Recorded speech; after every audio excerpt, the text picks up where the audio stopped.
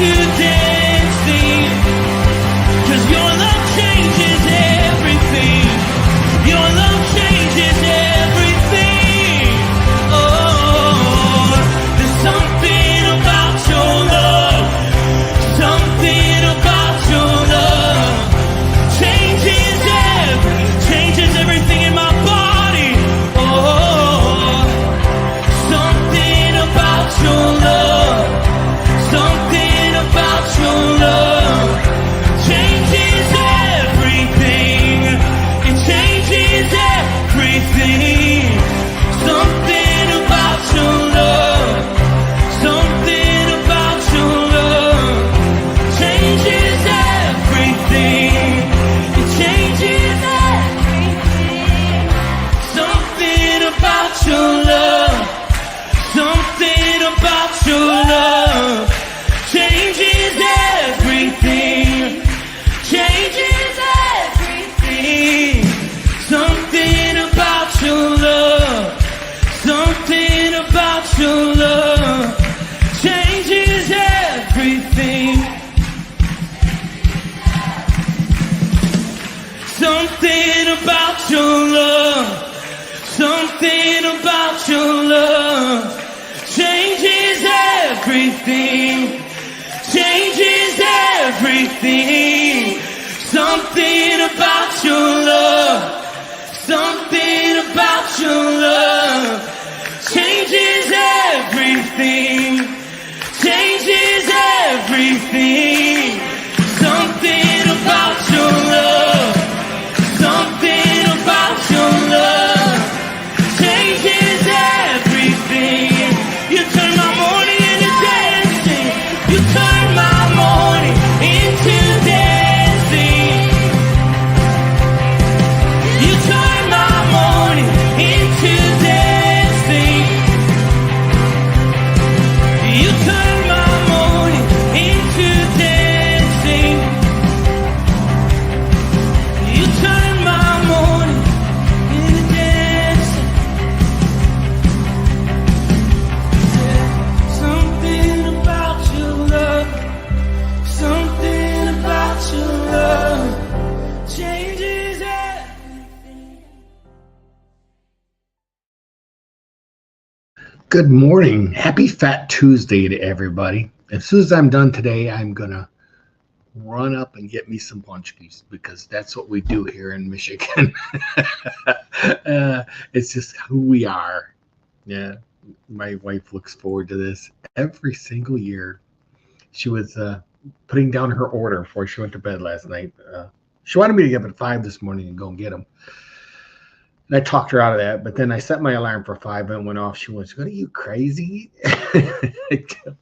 The donut shops will be a disaster. We go to DK. They make a pretty righteous punchki. They got the recipe down pretty good. And then we go into a time of fasting and sacrifice. Some call it Lent. Some just do it. Who knows why?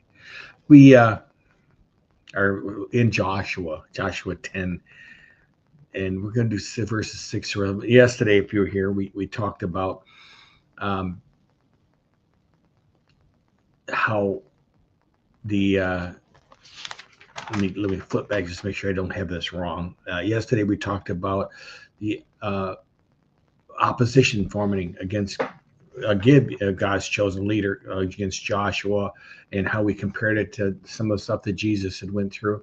Well, today in verses 6, it starts with the Amorites, and I thought that'd be a good place to start talking about. But before I do that, let's go through who's here, because I get distracted by what's going on. Chuck B said, "Good morning. Shalom, gentlemen." Ken Gooch says, "Good morning, fellow brothers in arms." Chris Connolly is here. Good morning, Chris. Bert Reggiani, as usual. And Zeke, good morning. And Lario, good morning. And that's what we have. According to this, I have 13 people online. So good morning, Connie. Good morning. Who else would be out there? That's okay. We love you. and that's the way it is. All right, so let's go. You ready? Let's go. The Amorites. Who are they? They were listed as descendants of Canaan.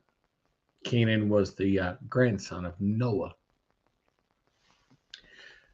Somehow, that branch of the family went offline. They just went off on their own and started doing their own thing. They were a tribal group from the hill country. In They were one of many tribes of the Canaanite area. They're spiritually, they're associated with idolatry, moral corruption. They even sacrifice their children. They represent, and they represent a lot of the people of the promised land that were there and living, but they were doing these horrible practices, and God, for hundreds and hundreds of years, was telling them stop. But some Amorite chiefs were friends with Abraham during this time, significant time before that, right? In Genesis 15, God told Abraham that the iniquity of the Amorites was not yet complete. They were there, but he wasn't happy with them. They were there, but he was losing his patience.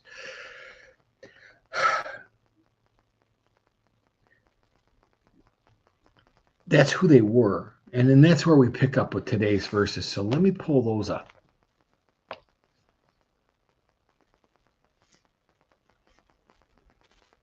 And the men of Gibeon sent to Joshua at the camp of Gilgal, saying, do not relax your hands from your servants.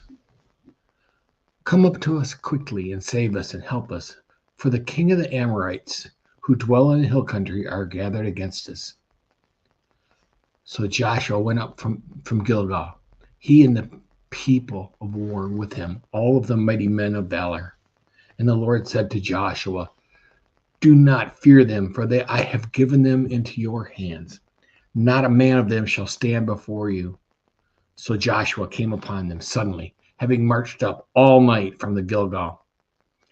And the Lord threw them into a panic before Israel, who struck them with a great blow at Gibeon and chased them by the way of the ascent of Beth Horon and struck them as far as Azekah. Oh my gosh, these words, these city names, and Makkedah. And they fled before Israel. While they were going down the ascent of Beth Horon, the Lord threw down large stones from heaven on them as far as Akazah, and they died. There were more who died because of the hailstones than the sons of Israel killed with a sword. It's short. There's a lot here, but it's short. I did some looking yesterday. Oh, let me pull this out of here now. I did some looking yesterday, and the Canaanites, they pleaded for help. Joshua honors their covenant. He marches all night with God's assurance of victory. The Lord threw them into a panic, and Israel's army chased them, right? That's basically the whole story. They chased through Beth Horon, it says, and then through as far as these Azekah and Makkedah, or whatever however you say it. This is rough country, very hilly, very rough. According to what I could get from yesterday and looking, is about 20 miles from Gibeon to where they attacked. All right. And the march, and it was rough, really rough terrain, hilly. And then they chased them for another 20 plus miles. So you're talking a battle. It's over 40 miles in duration. The stamina that it took, and then once the battle had started, hailstones started falling from God. They finished them off. And it always amazes me that more died from the hailstones than the sword. Joshua kept his promise. And the Lord did all the heavy lifting, right? I mean, that's the key to these words. I think the key to this whole set of scripture is that They moved obediently. They didn't go off on their own. God talked to them in obedience. They moved decisively, right? And they didn't delay. He didn't argue. He obeyed, right? So God represents. No, that doesn't represent. God responds, and I think that's these people in Gibeon who were sentenced to death, just like the Amorites, but through grace were allowed to live. Now he's responding to their cries for help. I think if there's anything we can learn today is that failure, Joshua's failures, they should never define us. I mean, they never define us to God. They might define us to the rest of the world, but to God, it doesn't define us. We look at in the scriptures, and we see David who failed, Peter who failed, Abraham failed, Jacob failed. There's a lot of failing, but the key to the thing is that God never turned his back on these people. He continued to use them to help others.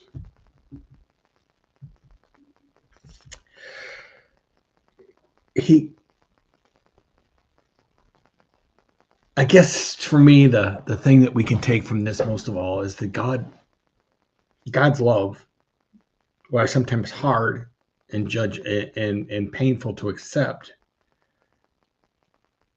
he still will love us through our flaws. He still will forgive us. The reason Jesus came is because he's willing to forgive us. He's willing to allow us to make mistakes and have flaws in our character. The Gibeonite army was rescued by Joshua. Kind of a far cry from what they were supposed to get. The Amorite army, I just wonder into myself if they would have chose Gibeonite's path, what would have happened? That's what I have for you this morning. I see Dave Donnelly showed up. Good morning, Dave. Pleasure to have you guys. You know that. Today's verses are Tom's out of town in Chicago, so it's called Without Supervision. But I'm being good, I think. Anyway, have a further day, everybody, and may someone see Jesus in you today. Peace.